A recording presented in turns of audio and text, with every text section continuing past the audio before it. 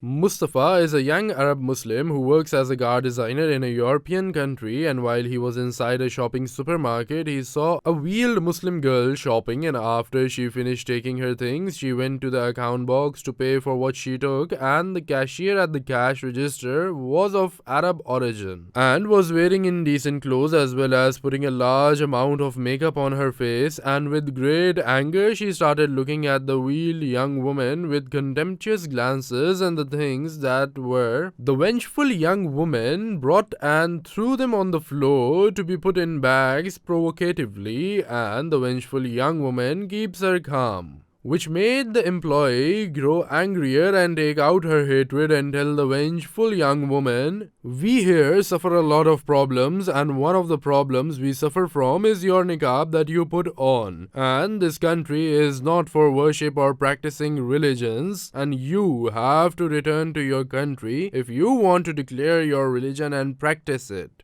The young woman took off the niqab from her face and was surprised as the young woman's face appeared from behind the niqab. So she is a very beautiful young woman with blue eyes and blonde hair, and then she said to the employee, "Do you want me to go back to my homeland? This here is my homeland." She said, "Islam is like my religion that I cherish, and people like you are the ones who sold their religion,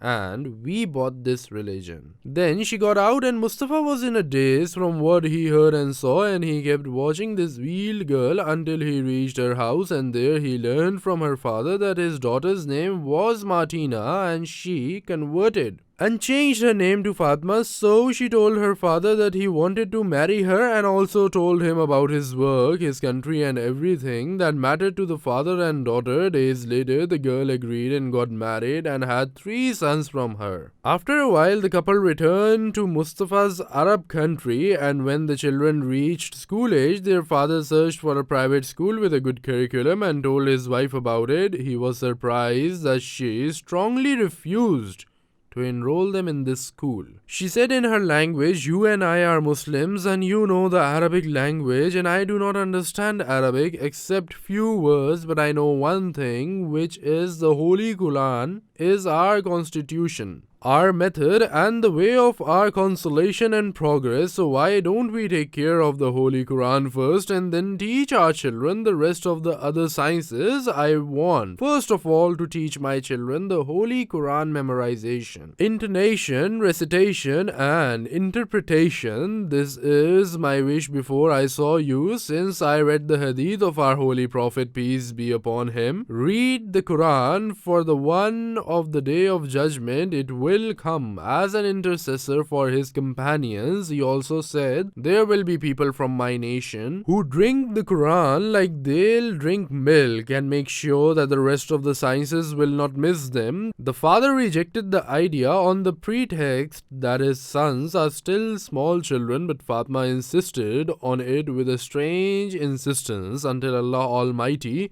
enlightened Mustafa and agreed with her opinion and started looking for a school specialized in memorizing the Holy Quran, and after great hardship he found the required school. But the only obstacle is that it is a boarding school, meaning that children stay all days of the week in the school's dormitory, and their parents are allowed to see and visit them only 1 day a week. So he told Fatma, therefore she may retract her idea. She said with the tongue of a true believer, "I will be patient with every deprivation, and I will endure every bitterness for the sake of the Quran, and for the sake of which the difficulties will ease." Years passed, and the children studied, learned, memorized, and graduated from school as keepers of the Book of Allah, mastering to read it with intonations and hymns to a point where if one of them read, you would wish to be silent for how good their reading was.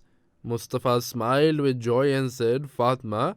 who knows only a few words of Arabic,